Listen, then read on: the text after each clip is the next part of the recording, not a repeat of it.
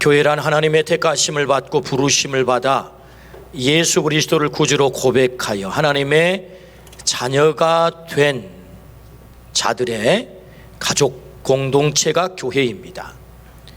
고린도전서 1장 2절에서는 하나님의 교회 곧 예수 그리스도 안에서 거룩하여진 성도가 교회라고 말씀하세요. 성도가 교회인 거죠. 교회의 실체는 오늘 여기 앉아 계신 우리 자신임을 성경은 정확하게 우리에게 말씀하십니다. 이 시대 교회가 세상으로부터 엄청난 공격을 받고 있는 것이 사실입니다. 그 공격받는 요인 가운데 외적 요인과 내적 요인이 있는데, 그 외적 요인이란 역사 속에서 교회가 한 번도 이 공격을 당하지 않은 적이 없습니다. 이 세상은 공중 권세 잡은 자와의 영적 전쟁터다라고 성경이 그렇게 진단을 해요. 때문에 세상의 질서와 그리스도의 질서 다릅니다. 세상의 가치관과 그리스도의 가치관 다릅니다. 비진리와 진리가 다릅니다.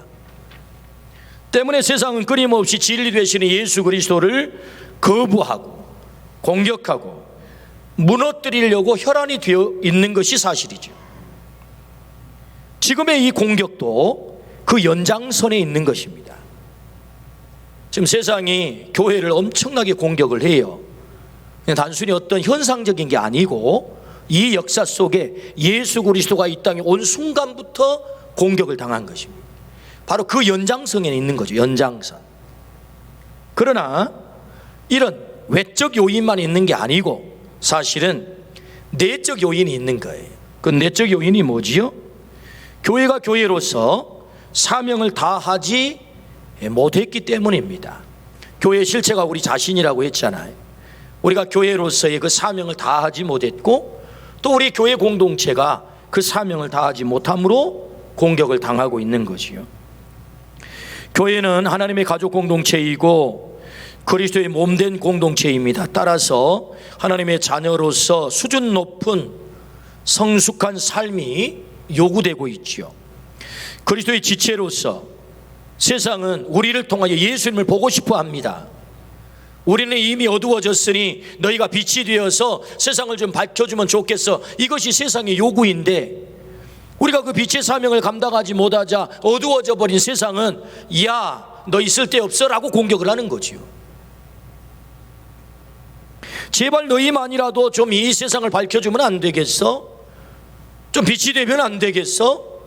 이렇게 요구하는데 우리가 거기에 부응하지 못하자 세상이 우리를 공격하는 거죠. 교회가 공격당하는 현실에서 주님은 우리에게 우리 교회 창립 기념주일부터 해서 오늘까지 교회 회복을 위하여 하나님이 말씀하세요. 그래서 그 첫 번째 시간에는 교회란 영광스러운 그리스도의 몸이다. 둘째 시간에는 첫사랑을 회복해라. 셋째 시간에는 죽도록 충성해서 생명의 면류관을 받아라. 넷째 시간에는 영적 전쟁에서 승리하라. 이게 지난주에 우리에게 주신 말씀이죠. 영적 전쟁에서 승리해야 되겠다.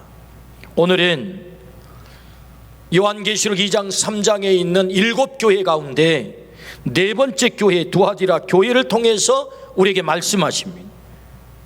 그래서 오늘 말씀을 통해서 우리 주님이 기대하시고 주님이 정말로 원하시는 교회로 나 자신이 우리 교회가 그렇게 세워지기를 주의 이름으로 축원합니다. 주님은 그걸 원하시죠. 그러므로 오늘 이 말씀을 하신 분이 누굴까? 첫 번째, 그 교회를 향한 기대를 하시는 주님이 어떤 분이실까? 계시하시는 분이 누군가에 대해서 말씀을 한번 보겠습니다. 18절 말씀. 두아디라 교회의 사자에게 편지하라. 그 눈이 불꽃 같고 그 발이 빛난 주석과 같은 하나님의 아들이 이르시되. 하나님의 아들이 계시자예요. 근데 그 계시자를 어떻게 묘사하지요? 그 눈이 불꽃 같고 두 번째는 그 발이 빛난 주석과 같다. 이 말씀을 해석해 보면 그 눈이 불꽃 같다라는 말은 주님이 우리를 꿰뚫어 아신다, 그런 말씀입니다. 우리의 머리끝부터 발끝까지, 과거부터 현재 미래까지 다 알고 계신다, 그런 말씀이에요. 그 눈이 불꽃 같고 그 발이 빛난 주석과 같다, 그 말은 권위의, 권능의 심판자가 되신다라는 말씀입니다. 위엄을 갖추신 심판자. 그러니까 두아디라 교회를 향하여 계시하시는 그 계시자 예수 그리스도가 어떤 분이세요? 우리를 꿰뚫어 아세요. 다 아세요. 뿐만 아니라 우리의 권능의 심판자가 되세요. 시편 139편 1절부터 4절 말씀에 이렇게 말씀하십니다. 여호와여, 주께서 나를 살펴보셨으므로 나를 아시나이다. 주께서 내가 앉고 일어섬을 아시고 멀리서도 나의 생각을 밝히 아시오며 나의 모든 길과 내가 눕는 것을 살펴보셨으므로 나의 모든 행위를 익히 아시오니 여호와여, 내 혀의 말을 알지 못하시는 것이 하나도 없으시니이다. 할렐루야. 하나님이 우리를 다 아실 줄로 믿습니다. 왜 주님이 우리를 잘 아셔야 되는 것이죠? 그것은 우리를 더 잘 사랑하기 위해서, 우리를 더 잘 책임지기 위해서. 그래서 우리는 그 불꽃 같은, 그 눈이 불꽃 같은 주님 앞에 선 존재, 꼬람되어 그 면전에 선 자다. 그 앞에서 우리가 숨길 것이 없습니다. 그분이 너무너무 잘 아세요. 그분이 너무너무 잘 아신다. 근데 아실 뿐만 아니라 그분은 어떤 분이세요? 빛난 주석과 같은 발을 가지고 계신 심판자가 되신다라는 말씀이지. 그러므로 오늘 우리가 그분 앞에 선자로서 우리가 어떻게 살 것인가? 그래서 주님의 그 기대에 채우면 우리 주님이 이렇게 약속하세요. 26절에서 28절입니다. 이기는 자와 끝까지 내 일을 지키는 그에게 만국을 다스리는 권세를 주리니 그가 철장을 가지고 그들을 다스려 질그릇 깨트리는 것과 같이 하리라. 나도 내 아버지께 받은 것이 그러하니라.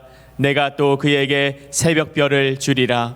우리를 향하여서 기대하시는 주님, 우리가 끝까지 이기는 자가 되어서, 패배하는 자가 아닙니다. 이기는 자가 되어서 하나님 앞에 설 때에 우리에게 약속을 하세요. 두 가지를 약속합니다. 하나는 만국을 다스리는 권세를 주시겠다. 두 번째는 새벽별을 주시겠다라고 말씀하세요. 여러분, 주님의 이 약속이 우리 안에 그대로 이루어지기를 축복합니다. 만국을 다스리는 권세, 마지막 날 이기는 자가 되면 그렇게 하시겠다라고 말씀하시고, 뿐만 아니라 새벽별을 주시겠다. 주경학자 바클레이는 이 새벽별의 실체가 뭘까? 새벽별을 주시겠다고 했는데 우리가 도대체 받을 새벽별이 뭐냐라고 했을 때 요한계시록 22장 16절을 인용해서 바로 이것이 새벽별이다라고 말씀을 하세요. 16절. 나 예수는 교회들을 위하여 내 사자를 보내어 이것들을 너희에게 증언하게 하였노라. 나는 다윗의 뿌리요 자손이니 곧 광명한 새벽별이라 하시더라. 우리 예수님은 자신을 가리켜서 내가 광명한 새벽별이다 라고 말씀을 하세요. 그래, 새벽별을 주겠다는 말씀이 뭐예요? 예수님 그 자신을 우리에게 주겠다라는 말씀이지. 여러분, 선물 가운데 가장 큰 선물이 무엇이겠습니까? 하나님의 아들을 받는 거죠. 그러므로 이기는 자, 교회로 온전히 세워져서, 교회로 온전히 회복되어서 교회의 사명을 다함으로 마지막 이기는 자가 될 때 하나님이 약속하십니다. 만국을 다스리는 권세와 그리고 새벽별 되시는 나를 너에게 주겠다. 우리 주님의 이 약속을 우리 모두가 받아 누리기를 주의 이름으로 축원합니다. 아멘. 그렇습니다. 그래서 우리를 다 아시는 하나님께서 우리에게 뭘 말씀하세요? 두 번째 주시는 말씀, 회개하라, 그렇게 말씀하세요. 내가 너에게 만국을 다스리는 권세와 새벽 별을 주려면, 받으려면 네가 이것 해야 돼 라고 말씀하시는데 회개해야 된다라고 말씀하세요. 회개. 21절입니다. 또 내가 그에게 회개할 기회를 주었으되 자기의 음행을 회개하고자 하지 아니하는도다. 회개할 기회를 주었다. 근데 회개하지 않았다, 그런 말씀이죠. 이 말씀은 우리에게 회개하라, 그런 말씀입니다. 뭘 회개해야 됩니까? 20절입니다. 그러나 내게 책망할 일이 있노라. 자칭 선지자라 하는 여자 이세벨을 내가 용납함이니 그가 내 종들을 가르쳐 꿰어 행음하게 하고 우상의 제물을 먹게 하는도다. 이세벨을 용납했다, 그걸 회개하라, 그렇게 말씀하세요. 왜 갑자기 이세벨이라는 여인이 등장을 하죠? 이세벨 하면 열왕기상 16장에서 21장에 등장하는 여인입니다. 그는 아합의 아내죠. 북왕국 이스라엘의 8대 왕 아합의 아내, 그의 아버지는 시돈 사람으로서 옛 바알의 딸이다라고 소개를 해요. 다시 말하면 바알 사제의 딸이라는 거지요. 그래서 아합이 북왕국 이스라엘 왕으로 등극을 할 때 정략 결혼을 하게 되는데, 여러분, 바알 사제의 딸과 결혼하면 안 되는 것 아닙니까? 하나님의 백성을 다스려야 될 왕이 바알의 사제의 딸과 결혼을 해 있을 수 없는 일이죠. 그런데 자신의 정치적인 목적을 위해서 바알의 딸과 결혼을 했단 말이에요. 옛 바알의 딸과. 그래서 이세벨이 아합 왕의 왕비가 되어 사는 짓거리가 무엇입니까? 전국에 바알의 신전을 세웁니다. 아세라 신전을 세웁니다. 하나님의 백성으로 하여금 바알을 섬기도록 만듭니다. 하나님의 백성을 철저하게 타락을 시켜요. 하나님은 이 일을 너무너무 화가 나셨어요. 그래서 진노하신 것입니다. 하늘문을 닫았어요. 3년 6개월 동안 비가 내리지 않습니다. 하나님의 진노죠. 그 원흉이 누굽니까? 이세벨인 거예요. 하나님의 백성을 타락시킨 이세벨, 그 이세벨을 두아디라 교회가 용납했다는 것입니다. 여러분, 열왕기상에 등장한 이세벨의 얘기가 아니에요. 오늘의 교회 안에도 이 이세벨이 존재한다는 것입니다. 두아디라 교회에도 존재하고 오늘 우리 교회 안에도 얼마든지 존재할 수 있다. 그 이세벨을 용납한 것을 회개하라, 그렇게 말씀하세요. 이세벨을 용납함으로 교회가 타락한 거지. 오늘 우리가 타락한 것이란 말씀하세요. 그러므로 주님의 회개 촉구가 너무너무 강력합니다. 회개하지 않았을 때 어떤 일이 벌어진다고요? 22절에서 23절. 볼지어다 내가 그를 침상에 던질 터이요 또 그와 더불어 간음하는 자들도 만일 그의 행위를 회개하지 아니하면 큰 환난 가운데에 던지고 또 내가 사망으로 그의 자녀를 죽이리니 모든 교회가 나는 사람의 뜻과 마음을 살피는 자인 줄 알지라 내가 너희 각 사람의 행위대로 갚아주리라. 아멘. 오늘 이 말씀에 보면 회개를 촉구합니다. 회개하지 않게 되면 침상에 던져버리겠다. 이 침상 병상의 침상이에요. 질고의 침상이에요. 큰 환난 가운데 던지겠다. 고통 가운데 너를 던져버리겠다. 사망으로 그의 자녀를 죽이겠다. 너의 행위대로 갚아주겠다. 회개하지 않게 되면 하나님께서 이렇게 처분하시겠다고, 심판하시겠다고 경고를 하세요. 그러므로 우리 주님은 우리가 회개하기를 원하는 거죠. 어떤 걸 회개하기를 원하십니까? 이세벨을 용납한 것, 하나님의 백성을 타락시키는 그 이세벨 타락의 원흉을 용납하는 것을 회개하라 말씀하십니다. 회개는 하나님께서 우리에게 은총을 주시는 최고의 수단입니다. 회개, 여러분, 회개하면 삽니다. 회개하면 새롭게 출발할 수 있습니다. 회개하면 하나님이 우리에게 기회를 주세요. 회개는 하나님의 은총의 수단이다. 오늘 어제까지 내 삶의 고통, 아픔, 그래서 실패가 찾아왔다 할지라도 오늘 내가 회개하면 다시 살 수 있는 줄로 믿습니다. 주님은 회개를 말씀하세요. 그래서 누가복음 15장에 보면 탕자가 아버지께 돌아와요. 여러분, 돌아온 그 탕자의 몰골이 어떻습니까? 보아줄 수 없는 만신창이가 된 냄새나는 완전히 실패한, 그래서 도저히 받아들일 수 없는 아들이에요. 그럼에도 불구하고 아버지는 어떻게 하십니까? 그를 끌어안습니다. 입을 맞춥니다. 그는 말하죠. 저를 품꾼으로 써주세요. 저는 감히 아들이라고 말할 수 없겠습니다. 아니야, 여전히 너는 내 아들이야. 그 아버지는 그 아들을 품습니다. 입을 맞추었어요. 가락지를 끼웠어요. 여전히 그를 사랑하십니다. 여러분, 회개가 무엇입니까? 돌아가는 것입니다. 원래의 자리로, 아들의 자리로 돌아오면 아무리 그가 만신창이가 되어 실패한 인간, 도저히 받아들일 수 없는 그런 인간이라 할지라도, 아무리 죄를 지어서 더러워져 버린 인간이라 할지라도 아버지는 여전히 그를 아들로 품어주시는 것입니다. 이것이 뭐죠? 회개의 은총인 거죠. 회개를 메타노이아라고 합니다. 메타노이아 뜻이 뭐죠? 돌아가는 거예요. 여러분, 돌아가기를 주의 이름으로 축원합니다. 주님은 오늘 또 회개를 말씀하세요. 회개하면 산다. 회개하면 용서한다. 회개하면 하나님의 놀라운 사랑이 거기 있다라고 말씀하세요. 그러므로 오늘 우리 모두가 회개함으로 우리를 품어주시고 우리에게 입맞춰 주시고 우리에게 가락지를 끼워서 너는 여전히 내 아들이야, 내 딸이야, 사랑해 주시는 하나님의 이 사랑의 품에 안기기를 주의 이름으로 축원합니다. 우리나라에 1907년도 평양 대부흥운동이 일어나지요. 사가들은 기록합니다. 일제 35년의 그 암울한 시기를 어떤 힘으로 이 민족이 이겼을까? 바로 1907년도의 대부흥운동이 이 민족이 그 암울한 시기를 이기게 했다라고 평가를 해요. 1907년의 대부흥운동이 어떻게 일어납니까? 1903년도에 원산 대부흥이 일어나요. 원산 대부흥운동에 하디라고 하는 선교사님이 말씀 강사로 초빙을 받았어요. 거기 모이는 사람은 수십 명, 많지 않습니다.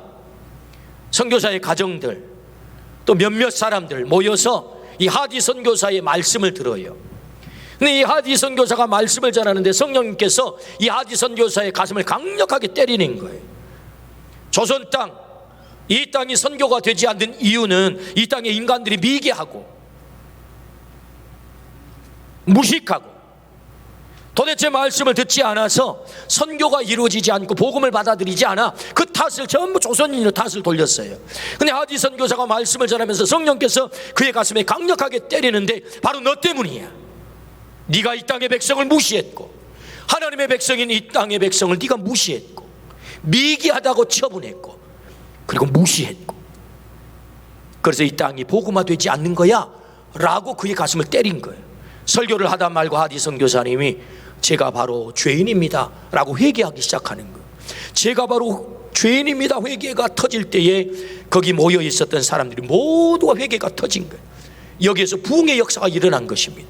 할렐루야. 회개가 터지니 부흥이 일어난 거예요. 회개가 터지니 부흥이 일어나 이 부흥의 불똥이 어디로 가는 것입니까? 1907년도 평양 대부흥운동으로 불똥이 튀는 거지요. 길선주 장로님, 당신은 목사님이 아니에요? 장로님이세요. 말씀을 전하게 됐습니다. 많은 사람들이 장대원 교회에 모였어요. 길선주 장로님이 말씀을 전하는 중에 그의 가슴이 뜨거워졌습니다. 그는 많은 사람들 앞에 장로입니다. 그럼에도 불구하고 정말 있을 수 없는 부끄러운 일을 고백하기 시작합니다. 여러분 제 얘기를 잘 들어보십시오. 1년 전에 제 친구가 임종을 하면서 저에게 부탁을 했습니다.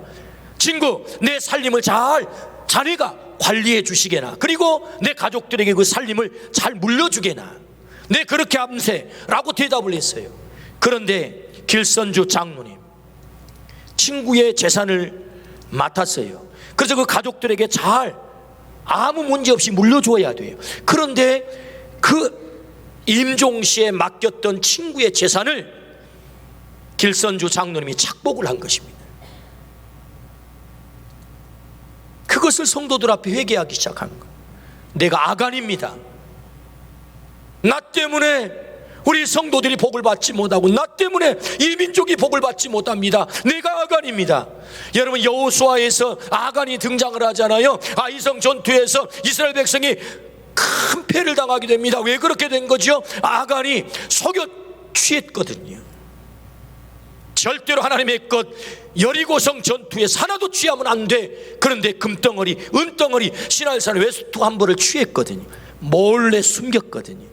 그 일 때문에 이스라엘 백성이 큰 고통을 당하거든. 그래서 아간이 선발이 되지요. 돌에 맞아 죽습니다. 그리고서야 아이성 전투에서 승리를 하거든요. 바로 그 아간이 바로 접니다. 여러분 이게 고백하기가 얼마나 어려운 얘기겠습니까? 장로님이시라니까요. 성도들 앞에 그럴듯하게 거룩한 모습을 가지고 교회를 섬겼던 그가 내 친구의 재산을 착복했습니다. 고백하기가 쉽겠습니까? 이 고백이 터질 때 사람들이 그를 향해서 돌팔매질을 한 게 아니고 모두 다 너나 할 것 없이 이구동성으로 아닙니다. 제가 죄인입니다. 제가 죄인입니다. 제가 도둑놈이고요. 제가 축첩을 했고요. 제가 간음을 했고요. 이런 무서운 죄들이 터지기 시작한 거죠. 그래서 평양 대부흥운동 1907년도에 평양 부흥운동이 이 민족과 한국을 살린 줄로 믿습니다. 거기 회개가 터지니 살아났단 말이죠. 민족이 살아났던 것입니다. 그렇습니다. 주님은 오늘 회개를 촉구하세요. 회개가 무엇입니까? 하나님의 은총의 수단, 우리에게 다시 기회를 주시고 우리를 살려주시는 회개의 수단이 은총의 수단이다. 그러므로 두아디라 교회를 향하여 주님이 말씀하세요. 이세벨을 용납한 것을 회개하라.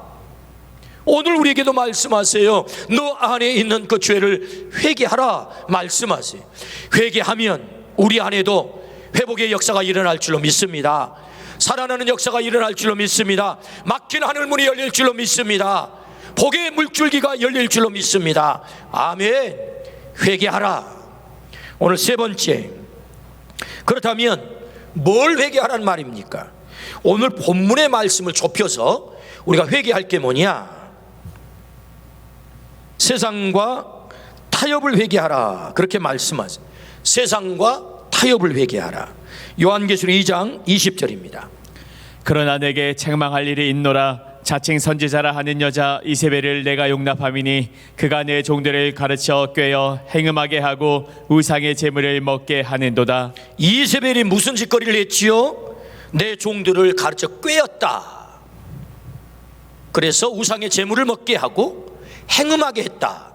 두 가지를 회개하라는 말씀입니다. 먼저 우상의 제물을 먹게 하는 것을 살펴보겠습니다. 초대교회의 심각한 문제는 우상의 제물을 문제였습니다. 대부분의 고기는 우상에게 드려진 것이었어요. 정육점에 파는 고기도 우상에게 드려진 고기입니다. 당시의 신관 중에는 우상에게 바쳐진 음식에는 그 신에 귀신이 달라붙어 있다라고 생각을 했어요. 그 음식을 먹으면 귀신이 그 사람 속에 들어간다, 그 사귀가 그 사람 속에 들어간다, 이렇게 생각을 한 거예요. 때문에 그리스도인들은 절대로 우상의 제물을 먹으면 안 된다라고 가르친 것입니다. 사도행전 15장 29절입니다. 우상의 제물과 피와 목매어 죽인 것과 음행을 멀리할지니라. 이에 스스로 삼가면 잘 되리라. 평안함을 원하노라 하였더라. 사도들이 모여서 예루살렘에서 회의를 했죠. 금하는 것이 있다. 다 허용되지만 마지막까지 금할 게 있어. 그 첫 번째가 뭐죠? 우상의 제물 먹으면 안 돼. 요거 금한 거예요. 왜? 그 문제가 심각했기 때문에. 그러나 고기는 여러분 우리가 일상적으로 먹어야 될 음식이잖아요. 문제는 이 고기를 떠나서 살 수 없다는데 이제 초대교회의 문제의 심각함이 있는 것입니다. 두아디라라고 하는 도시는 공업이 발달했어요. 상업이 발달했어요. 경제적으로 번성한 도시입니다. 그래서 경제활동을 위해서 많은 조합들이 형성이 됐다고 합니다. 사람들은 경제활동을 위해서 이 조합에 가입을 했죠. 그래서 이 조합이 회식을 합니다. 회식을 어디서 합니까? 신전에서 회식을 해요. 피할 수가 없는 자리입니다. 근데 그 자리에 고기가 반드시 등장을 해요. 우상에게 바쳐진 제물, 고기가. 그리스도인들도 조합에 가입해서 경제적인 활동을 해야만 했습니다. 그들은 회식 자리를 피할 수가 없었죠. 그리스도인들도 사회생활을 해야 했기에 고기 문제는 매일매일 그들에게 닥친 대단히 중요한 문제였습니다. 이때 이세벨이라고 하는 여선지자가 등장을 한 것입니다. 그리스도인들이 사회로부터 고립되면 안 된다고 가르친 것입니다.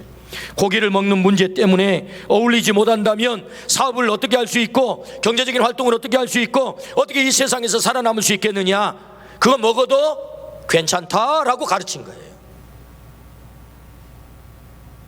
오히려 더 적극적으로 세상과 타협하고 적응해야 살아남을 수 있다라고 가르친 거지요.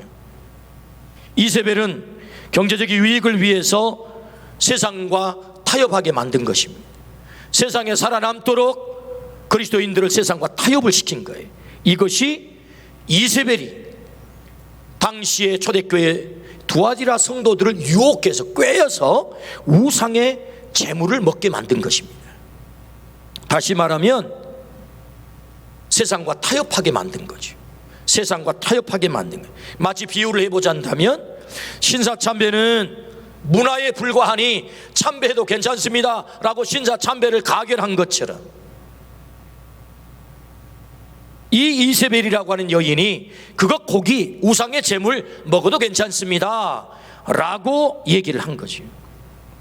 그래서 결국 성도들이 세상과 타협을 위해서 타락하기 시작합니다.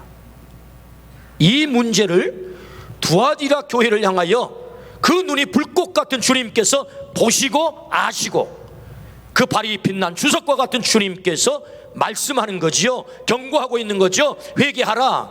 회개하지 않으면 내가 너를 사망에 이르게 하겠다라고 경고를 하고 있는 것입니다. 이 말씀을 우리에게 적용을 한번 해볼까요?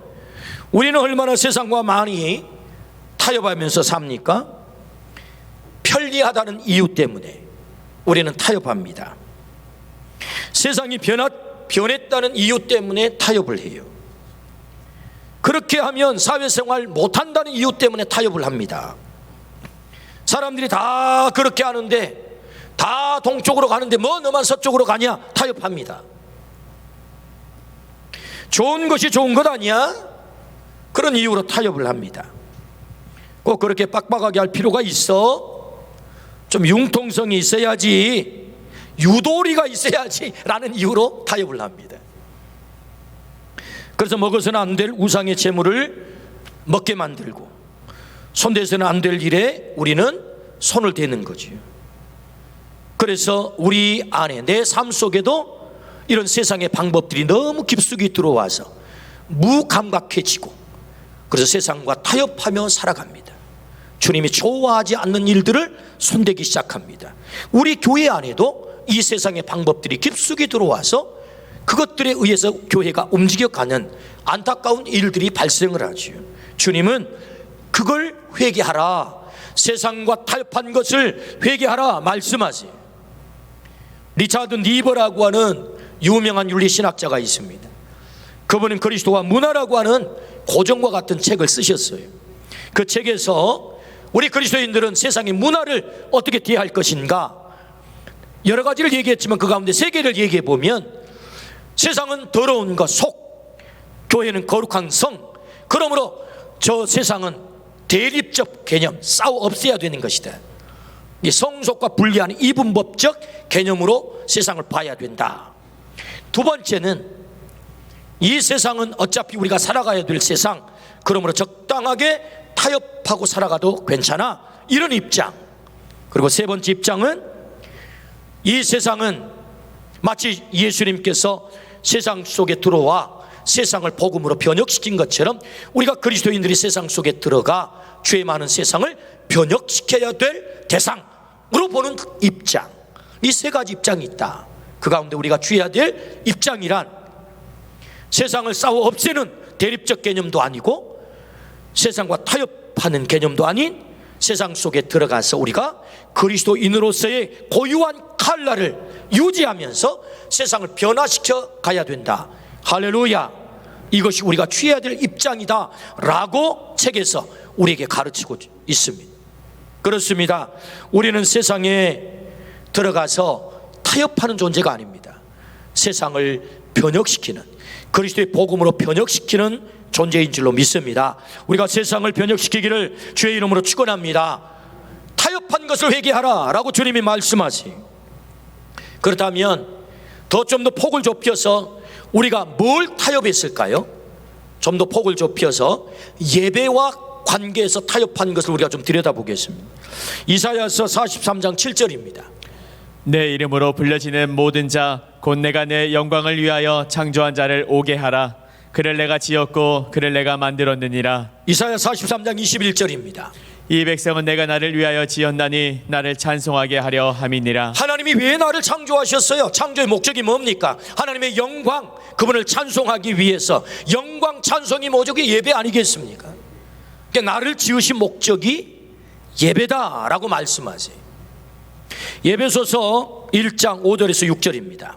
그 기쁘신 뜻대로 우리를 예정하사 예수 그리스도로 말미암아 자기의 아들들이 되게 하셨으니 이는 그가 사랑하시는 자 안에서 우리에게 거저 주시는 바 그의 은혜의 영광을 찬송하게 하려는 것이라. 그 기쁘신 뜻대로 우리를 예정하셨대요. 그래서 우리를 하나님의 아들, 딸 삼으셨다. 우리 아멘 하십시다. 하나님이 우리를 아들 삼으셨어요, 딸 삼으셨어요. 목적이 뭐지요? 그 은혜의 영광을 찬송하도록 하기 위해서, 예배하도록 하기 위해서 오늘 나를 이 땅에 존재하게 하시고 아들, 딸 삼아주신 줄로 믿습니다. 아멘. 우리의 존재 목적이 뭐예요? 예배인 거예요. 예배. 어떤 상황 속에서도 이 예배를 우리는 포기할 수 없는 거죠. 왜? 나의 존재 목적이니까. 나를 그렇게 창조하셨고 그렇게 지으셨고 그렇게 예정하셔서 택하셨기 때문에, 나를 그래서 불러주셨기 때문에. 할렐루야. 그래서 여러분, 우리의 예배는 타협의 대상이 아닙니다. 어떤 상황이 주어진다 할지라도 뒤로 물러날 대상이 아니에요. 근데 여러분, 우리는 얼마나 생명과 같은 예배 앞에서 타협하며 살았습니까? 아, 이때는 예배하기 힘드니까 예배 안 드려도 돼. 세상이 이렇게 예배에 대해서 말하니까 예배를 좀 유보해도 돼. 꼭 예배해야 되나? 라고 우리는 예배에 대해서 너무 자주, 너무 쉽게, 너무 가볍게 세상과 타협했습니다. 이게 뭐지요? 이것이 우상의 재물을 먹는 것과 같다라고 말씀하십니다. 세상과 타협, 세속과 타협. 우리 주님은 그걸 회개하라 말씀하세요. 내 존재의 목적을 잃어버린 지 세상과 타협한 그것을 회개하라 말씀하세요. 오늘 우리 안에 이 회개가 있기를 주의 이름으로 축원합니다. 아멘. 두 번째는요, 그리스도의 신부로서 음행을 회개하라 라고 말씀하세요. 오늘 20절 말씀입니다. 그러나 내게 책망할 일이 있노라. 자칭 선지자라 하는 여자 이세벨을 내가 용납함이니 그가 내 종들을 가르쳐 꿰어 행음하게 하고 우상의 제물을 먹게 하는도다. 행음하게 하고, 이 행음이라는 단어는 헬라어 원어에 포르누오라고 합니다. 포르누오, 좀 많이 들어본 단어 아닙니까? 포르누오, 포르노, 뭐 이런 단어, 이게 다 이 말에서 나온 거거든요.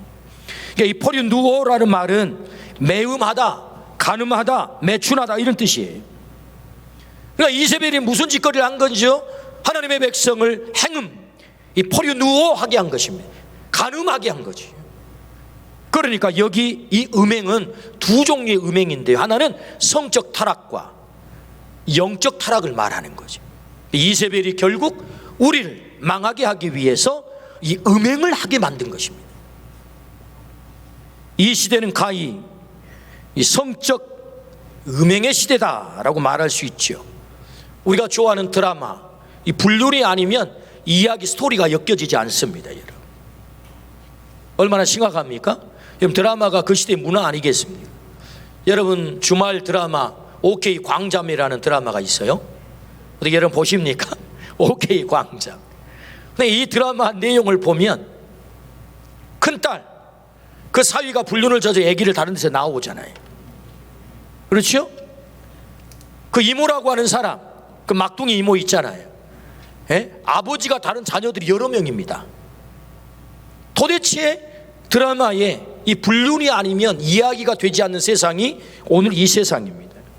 근데 여러분, 이것이 세상의 문화라고 한다면 이 세상의 문화로 그치면 좋겠는데, 이 문화가 안타깝게도 부끄럽게도 교회 안에도 들어온다는 것입니다. 교회 안에도. 그래서 교회 안에서도 부끄러운 뉴스가 터져 나옵니다. 이 문제는 어제 오늘의 일이 아니죠. 바울 사도는 고린도 교회를 향해 편지합니다. 어떤 편지를 합니까? 고린도서 6장 15절입니다. 너희 몸이 그리스도의 지체인 줄을 알지 못하느냐? 내가 그리스도의 지체를 가지고 창녀의 지체를 만들겠느냐? 결코 그럴 수 없느니라. 고린도 교회가 너무 음행스러워요. 여러분, 그래서 생긴 말이 코린티안니즘이라는 말이 있습니다.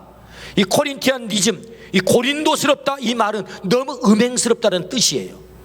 고린도 교회가 세상의 문화가 그대로 들어와서 교회 성도들이 마치 창녀의 지체가 됐다는 것입니다. 이걸 바울 사도가 지적하고 있는 거예요. 여러분, 이게 2000년 전의 얘기가 아니고 오늘 또 이 땅의 교회가 이 안타까운 뉴스들이 터져 나간다는 거지요. 이거 회개하라, 주님 말씀하세요. 성적 타락을 회개하라. 회개하기를 축복합니다. 내가 그 일을 하지 않았다 할지라도 이 땅의 모든 교회의 그 부끄러움을 끌어안고, 하나님, 나의 죄입니다, 우리의 죄입니다, 끌어안고 회개해야 될 줄로 믿습니다. 아멘. 영적 음행은 더 심각하지요. 하나님은 우리가 그리스도의 신부라고 말씀하세요. 야고보서 4장 8절 말씀 같이 한번 읽어봅니다. 시작. 하나님을 가까이 하라, 그리하면 너희를 가까이 하시리라. 죄인들아, 손을 깨끗이 하라. 두 마음을 품은 자들아, 마음을 선결하게 하라. 어떤 마음이요? 두 마음. 한 마음을 가져야 되는데, 여러분 그리스도의 신부가 신랑 되신 주님을 향한 한 마음을 가져야 되는데 두 마음을 가졌다는 거예요. 세상을 향한 마음, 주님을 향한 마음이 나뉘었다는 거지요. 두 마음, 그걸 회개하라. 이 영적 음행입니다. 오직 주님만이 우리의 신랑이 되시는 줄로 믿습니다. 주님만이 우리가 사랑해야 될 대상이다. 성경은 말합니다. 돈을 사랑함이 일만하게 뿌리다. 돈은 사랑의 대상이 아니죠. 이용의 대상일 뿐입니다. 주님보다 앞세우지 마라, 그런 말씀이죠. 그러므로 우리는 두 마음을 품고 삽니다. 우리의 정결을, 주님을 향한 그 사랑의 정결을 세상에 자꾸 빼앗깁니다. 성경은 말씀하죠. 두 마음을 품었다고. 성 어거스틴이 어느 날 밤 주님을 사모하는 마음으로 잠이 들었어요. 꿈에 주님이 나타나셨습니다. 어거스틴에게 말합니다. 아들아, 너는 나에게 무엇을 원하느냐? 그때 좀 거창한 거 요구해야 되는 것 아닙니까? 그때 어거스틴은 대답합니다. 주님, 저는 아무것도 원하지 않습니다. 오직 주님만 원할 뿐입니다.